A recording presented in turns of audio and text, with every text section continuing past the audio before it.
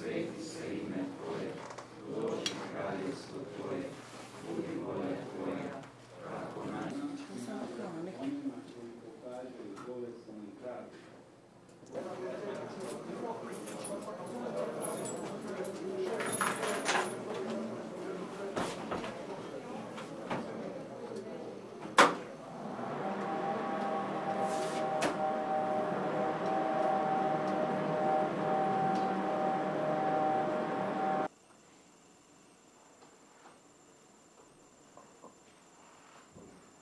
Projektirali ovu zgradu, ovaj odjel, ljude koji su to izgradili i oni koji su to nadzirali da to sve bude.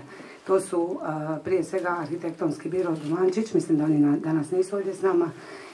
Zatim izvođači radova tvrtka Tromont, koje posebno pozdravljamo, ovdje su na čelu sa predsjednikom uprave gospodinom Parčinom.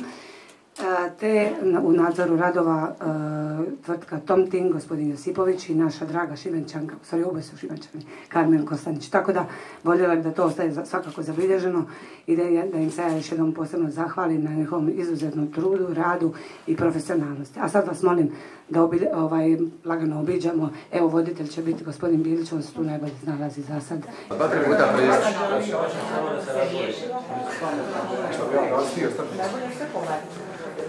Neka troši. Šta kažu, nemoj puno želiti, možda se da nas je da ostvariš.